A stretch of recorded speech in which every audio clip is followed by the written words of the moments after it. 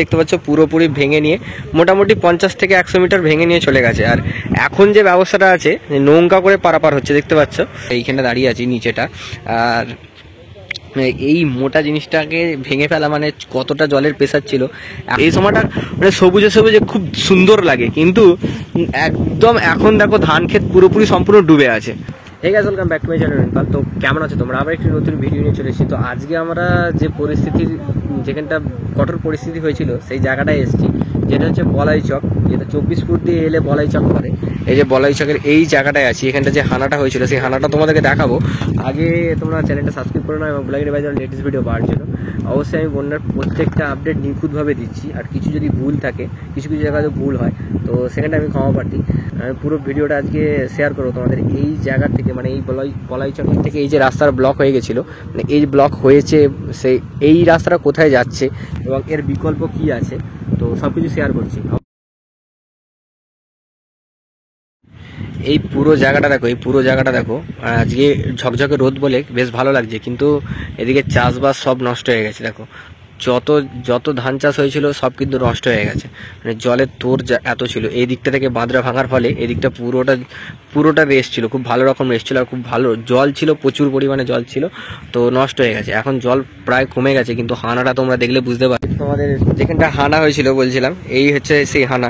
মানে এই যে সিমেন্টের রাস্তাটা দেখতে পাচ্ছ পুরোপুরি ভেঙে নিয়ে মোটামুটি 50 থেকে 100 মিটার ভেঙে নিয়ে চলে গেছে। আর এখন যে ব্যবস্থাটা আছে নৌকা করে পারাপার হচ্ছে দেখতে পাচ্ছ। মোটামুটি এই দিক থেকে বাইক সাইকেল তো পারাপার হচ্ছে না, মানে যদি হেঁটে যেতে চাও ওই দিক থেকে হেঁটে গিয়ে ওইদিকে টোটোর ব্যবস্থা আছে। মানে ওইদিকে হচ্ছে চিংড়ে, নতিপুর, ওইদিকে যেতে গেলে এই নৌকাটা পার হয়ে তোমরা যেতে পারবে, ঠিক আছে। চিংড়ে থেকে এলে এইদিকে টোটোর ব্যবস্থা আছে, টোটো করে তোমরা 24 ফুট পাঁচারুল যেতে পারবে, মানে 24 ফুট 24 ফুট এদিক দিয়ে যেতে পারবে। হয়েছে দেখতে পাচ্ছ এই হানাটা থেকে, মানে এটা হচ্ছে আকম্বরী খাল বলে।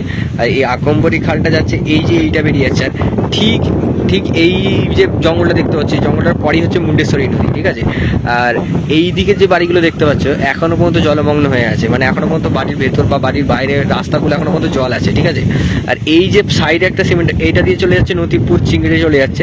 এদিক দিয়ে গেলেও ঝিকিরা, জয়পুর চলে যেতে পারবে, ঠিক আছে। আপাতত ঝিকিরা, জয়পুর থেকে যারা আসছো টোটো হোক গাড়ি করে এলে এই নৌকা পার হয়ে আবার এখানে টোটো দাঁড়িয়ে আছে, এই টোটো করে তোমরা উদয়নারায়ণপুর, 24 ফুট পাঁচারুল যেতে পারবে, ঠিক আছে।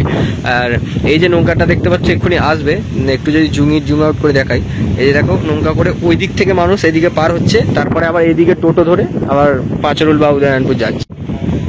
দেখো এই যে এখানে, আর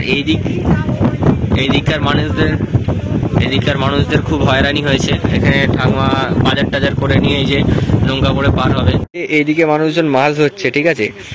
আর একটা জিনিস খেয়াল করো, এই যে গাছগুলো আছে দেখো, গাছগুলো পড়ে আছে, মানে এতটাই জলের রেস, মোটা শেকড় চুট, মানে একদম মাটি থেকে উপড়ে গাছগুলো পড়ে গেছে। দেখো এই যে মোটা গাছটা দেখো, এটাও উপড়ে পড়ে গেছে, ঠিক আছে।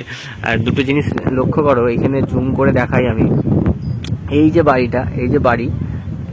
বাড়িটার ওই দিকেও এখনো পর্যন্ত জল আছে, ঠিক আছে। আর দেখো এইদিকে মানুষ এখনো পর্যন্ত নৌকা করে পার হচ্ছে। কি আরে ফাটিয়েছে দেখো এখানটা, মানে কতটা মোটা, দেখো রাস্তাটা কতটা মোটা ছিল। আর পাঁচিলটা দেখো কতটা মোটা, যে গার্ডওয়ালটা ছিল, মানে গার্ডওয়ালটা যেটা ছিল না সেটা কতটা মোটা। দেখো সব কিছু ফাঁপি নিয়ে পুরো বেরিয়ে গেছে, একদম 50 মিটার। আমরা দাঁড়িয়ে আছি পুরো, দেখো এইখানে দাঁড়িয়ে আছি নিচেটা। আর এই মোটা জিনিসটাকে ভেঙে ফেলা মানে কতটা জলের প্রেসার ছিল। এখন তো জল এখানে নেই, এখানটা প্রচুর পরিমাণে জল ছিল, মানে এই উঁচু পর্যন্ত জল ছিল, এগুলো সব জল ছিল, ঠিক আছে।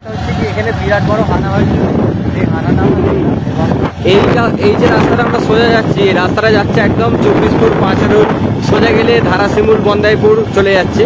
কিন্তু এই রাস্তাতে মানে উঁচু বাঁধে কিন্তু কোথাও জল নেই। তবে পাঁচারুল, উদয়নারায়ণপুর থেকে যদি তোমরা আসো, এদিক দিয়ে যদি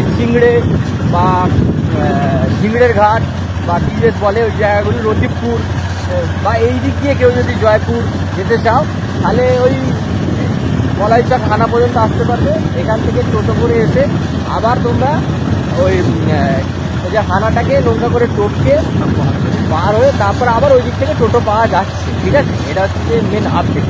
চলো আমরা একটু মানুষের দিকে তোমাদেরকে আপডেটটা দেখা যাচ্ছি, একটু আপডেটটা দেখাবো। আর এখানে দেখো বলাইচক মঠ, এখনো পর্যন্ত জলে মানে জলমগ্ন হয়ে আছে। বলাইচক মঠে জল আছে এখনো পর্যন্ত, এই যে বলাইচক মঠ। এখন যে রাস্তায় আমরা আছি সে রাস্তাটা হচ্ছে যে এটা ক্যাংরাই আর হচ্ছে মানসীর রাস্তা, দেখতে পাচ্ছ। পাঁচুল থেকে এসে ক্যাংরাই পড়বে, আর ক্যাংরাইয়ের পর যে মানসীর রাস্তা, মানসীর রাস্তায় আপাতত এই দিকটা জল নেই, দেখতে পাচ্ছি। এইদিকে পুরো ভরা জল এখনো পর্যন্ত, মাঠে পুরো ভরা জল আছে, দুপাশারি মাঠে পুরো ভরা জল দেখো, এইদিকে আর এইদিকে। এখন আমরা আছি হচ্ছে মানুষের নিমতলা থেকে এগিয়ে এসে এই জায়গাটায় আছি, মানুষের নিমতলাই বলতে পারি। কিন্তু মানুষের নিমতলায় এসে তোমরা দেখাবো এই রাস্তায় কোনো জায়গায় জল নেই, গেলে সেই সোজা গেলে একটু বাজারের সাইডে জল পেতে পারি, পাওয়া যেতে পারে, কিন্তু রাস্তা থেকে সব নেমে গেছে। আর সাইডে তোমরা দেখো এই মানুষের যে মাঠ সম্পূর্ণ জলে পরিপূর্ণ হয়ে আছে, একদম চারিদিক সাদা দেখতে পাবে।